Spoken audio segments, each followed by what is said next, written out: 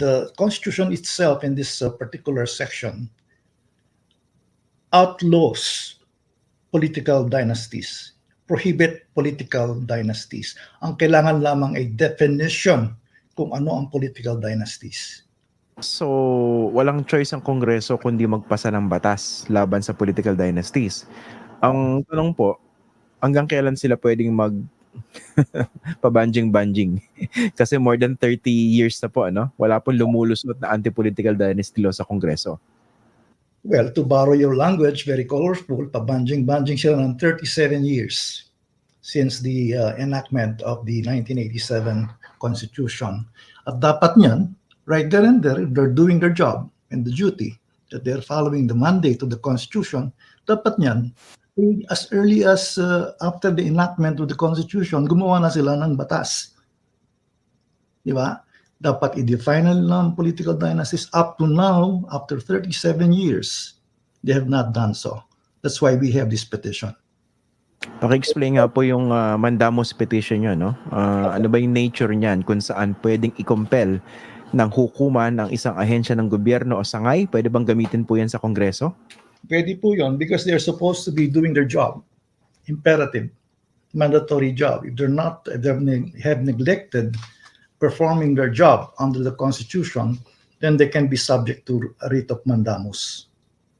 Hindi po ba ano yan, pwedeng i-cite ng Kongreso? Teka, co-equal bodies tayo dito. Magkapantay tayo, kayo judiciary, kami legislature. Sino kayo para sabihan kami kung anong dapat namin gawin? Well, kung ganun lang ang reasoning nila, medyo malabnaw yata yun because the Constitution actually commands and orders them to enact a law along that line. So the supreme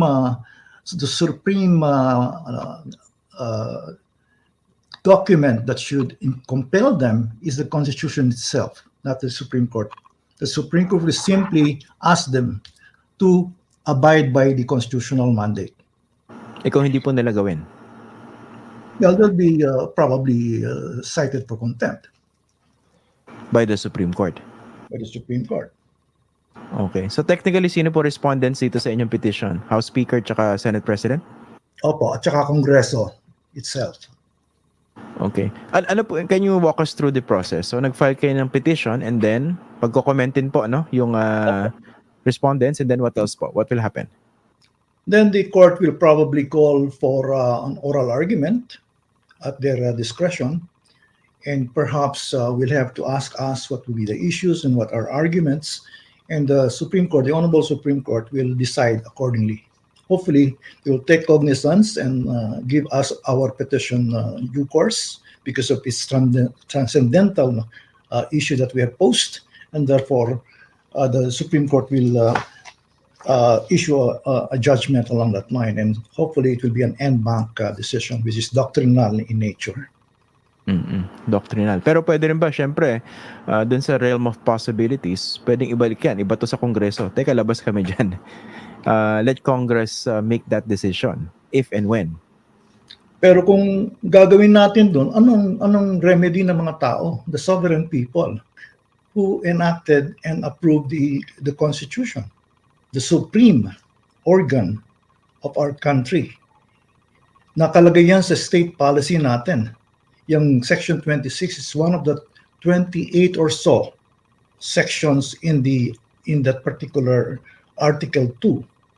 And that is a mandatory command of the Constitution itself. So hindi dapat babaliwalain ng mga branches of the government there. For example, ang Supreme Court has already issued mandatory or writ of execution against the executive branch. Marami po tayong na-encounter na ganyan. Why can't the Supreme Court now issue a writ of mandamus against the legislature, commanding it to enact a law as mandated and as imperatively mandated by the Constitution, to enact a law defining and prohibiting political dynasties? Attorney, may I also know, why did you decide, you and your colleagues decided to file this petition at this time? Ano yung nag-trigger? Or ano to, talagang frustrated lang kayo over the years? Alam mo, Christian, kaming mga magkakaklase, very solid kami, no? Very close kami. And one of my classmates who is sight impaired, nagsabi sa amin, ito pa bang bulag po namin kaklase, ang nagsabi pa sa amin, si Attorney Wilfredo Trinidad. At nakita niya na 37 years na walang nangyayari dito sa Section 26 implementation. Sabi niya, why don't we come up with a petition for a writ of mandamus? Sabi namin mga makakaklase after our reunion in somewhere in sabi namin, oo nga, malapit na tayo. We are already at the last stage of our legal practice. Hindi ba natin kailangan utang natin sa mga kababayan natin, sa future generations, sa ating mga anak? Nabigyan sila ng heritage na dapat ay magkaroon ng batas na dapat ay sumususog sa constitutionally mandated and imperatively mandated na dapat ay i-prohibit ang political dynasties. Alam lang po natin kung bakit natin pinoprohibit ang dynasties na talakay na yan. Sinabi mo nga kanina, mayroong ng study si Professor or Dr. ng De La Salle and of course the Ateneo School of Government. Itong From Fat to Obese, Political Dynasties After the 2019 midterm elections. They're all documented. We have empirical data, Christian, that show that the political dynasties are the root evil, the root cause of the bad governance as well as the underdevelopment of the country. And we have not done that to prohibit the political dynasties since 1987.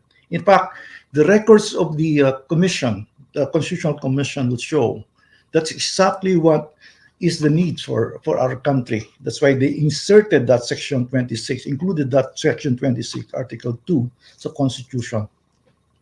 Oo nga, no? Konting background din po dito sa mga viewers natin, no? The last time I interviewed one of the members of the 1986 Constitutional Commission, si Attorney Christian Monsod, naitanong ko rin po kasi yan, sir, no? Ba't kasi hindi nyo pa ginawang self-executory yung provision na yan? Bakit iniwan nyo pa yung desisyon sa Kongreso para i-define kung ano ba yung political dynasties para maiban sila sa ating politika? Ang sabi niya, well, they underestimated the greed for power of our politicians. And true enough, talagang tumaba yung mga dynasties, no? Pati nga yung party list system natin na hijack and na bastardize nila. Ang tanong ko po sa inyo, attorney, realistically,